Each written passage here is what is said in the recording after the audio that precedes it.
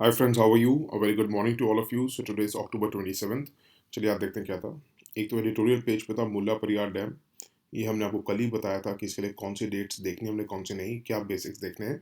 उससे ज़्यादा कुछ करने की ज़रूरत नहीं है। मैं होपफुली आपने कल सुन ही लिया होगा। उस वक्त एक एडिटोरियल पे था सूडान के बारे में। देखिए, पहले तो कल जो हमने आपको सूडान का बताया था कि आपको पता होना चाहिए क्या प्रॉब्लम्स क्या हैं, सूडान के आसपास क्या प्रॉब्लम्स है, क्या इसकी हिस्ट्री रही है। वो जो हमने आपको डेट्स दे रखी थी, जो कल बताई थी, अभी भी बता देता हूँ डेट्स। वो ही सुनिएगा पहले तो एक बारी आपको, ताकि बेसिक्स समझ आए कि क्या सुडान कर रहा है। अब क्या है कि 3 साल पहले क्या हुआ था कि लोगों ने इकट्ठा होना शुरू कर दिया था वहाँ पे। बेसिकली क्या था, ओमर अल बशीर थे, उनकी गवर्नमेंट चलती थी, डिक्टेटरशिप चलती थी, बुरे हाल उन्होंने कर रखे थे कंट्री के। सूडान को बस ये लगा के चलिए आप 100 साल पीछे लेके चल रहे थे वो। तो लोगों ने इकट्ठा होकर उमर अल बशीर को उठा के फेंक दिया था। ठीक है। उस वजह से क्या हुआ था कि 2019 अप्रैल में इसका खात्मा हो गया था उमर अल बशीर का। उसके बाद क्या हुआ कि मिलिट्री ने और सिविलियन मूवमेंट्स के जो लीडर्स थे, उन्होंने कहा कि हम मिलके बनाते हैं ट्रांजिशनल गवर्नमेंट। उस अग्रीमेंट में क्या हुआ था कि जो प्राइम मिनिस्टर होगा, एक्टिंग प्राइम मिनिस्टर, वो डे टू डे अफेयर्स को हैंडल करेगा। और जो मिलिट्री चीफ होगा, वो जो है वो सॉवरेनिटी काउंसिल बनाई थी इन्होंने फॉर 2 इयर्स, उसका जो है चीफ रहेगा। ठीक है, उसका चीफ रहेगा मिलिट्री वाला। और एक ट्रांजिशनल गवर्नमेंट बनाई थी जिसमें जो डेली के काम देखेगा प्राइम मिनिस्टर। अब क्या हुआ है कि जब एक टाइम ऐसा आया कि अब उसने गद्दी जो है, जो मिलिट्री चीफ थे, उन्होंने जो ट्रांजिशनल गवर्नमेंट थी, अब उन्होंने हैंड ओवर करनी थी ये चीज़ किसको, सिविलियन गवर्नमेंट को।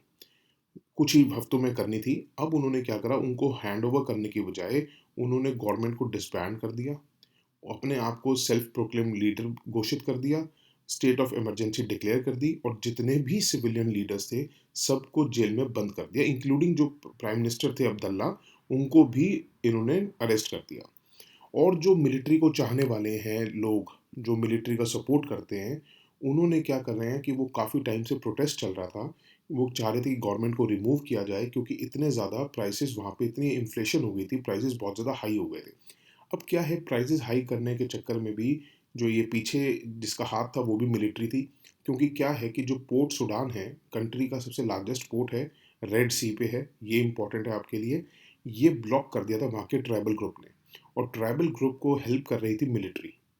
उस वजह से क्या हुआ, इकोनॉमिक सिचुएशन वहाँ पे इतनी गड़बड़ा गई, और इतनी शॉर्टेज हो गई थी फूड की, करेंसी की, फ्यूल की, जिस वजह से वहाँ पे इन्फ्लेशन होता गया, और जिस वजह से लोग वहाँ की गवर्नमेंट के खिलाफ बढ़ गए। उनको ये नहीं पता चला इस सब के पीछे मिलिट्री है। अब कंट्री में क्या था कि ये जो कंट्री है सूडान, ये अपने एक first free and fair elections करने जा रही थी, कई दशकों के बाद, कई डिकेड्स के बाद free first and fair elections करने जा रही थी। मगर क्या है, जो ये मिलिट्री के जनरल्स थे, उनको अपने इंटरेस्ट को बचाना ज़रूरी रखा उन्होंने। उन्होंने अपने इंटरेस्ट को लोगों की, जनता का इंटरेस्ट से ज़्यादा ऊपर रखा। और उनको पता था कि देखिए, अगर डेमोक्रेटिक गवर्नमेंट आ गई, अगर वो फुल कंट्री का कंट्रोल कर लेगी, कहीं ना कहीं उनको फंसना पड़ेगा ही पड़ेगा। क्योंकि वो अपने आप को अछूता नहीं रख सकते। जो भी ओमर अल बशीर के ऊपर एलिगेशंस लगी हुई हैं, जो आज के टाइम पे इंटरनेशनल क्रिमिनल कोर्ट में भी चल रही हैं, उनको पता था कहीं ना कहीं उनको भी फंसना पड़ेगा अगर एक डेमोक्रेटिक गवर्नमेंट आ गई। तो जितने भी मिलिट्री चीफ्स रहे हैं या मिलिट्री में काफ़ी अच्छी पोस्ट पे हैं, उनको पता था वो कहीं ना कहीं फंसेंगे। तो इस वजह से उन्होंने क्या करा कि भैया, first free and fair elections तो कहाँ होने देंगे, जो गवर्नमेंट सिविलियन है भी उनको भी अंदर कर दो, और खुद को लीडर डिक्टेटरशिप शुरू कर दो। ठीक है। अब इसमें 10 मई को आप एक बार सूडान का जरूर क्या होता है, सूडान से रिलेटेड चल रहा है, तो हो सकता है आपसे साउथ सूडान का क्या है, डरफर रीजन, ये सब पूछ सकते हैं। तो प्लीज़ 10 मई का सुन लीजिएगा, अपने बेसिक्स क्लियर कर लीजिएगा। एडिटोरियल पे आपने देखा होगा, एक सेकंड वाले एडिटोरियल पे क्लाइमेट नेट जीरो का दे रखा था, why India should not adopt net zero. देखिए आप ना, मैंने 23 को आपको सब समझाया था। 23 का ना प्लीज़, जिन्होंने नहीं सुना, स्टार्टिंग का ना 1 मिनट सुन लीजिएगा, मेरी रिक्वेस्ट है। 1 या 2 मिनट, स्टार्टिंग स्टार्टिंग में ही है, 1 या 2 मिनट सुन लीजिएगा।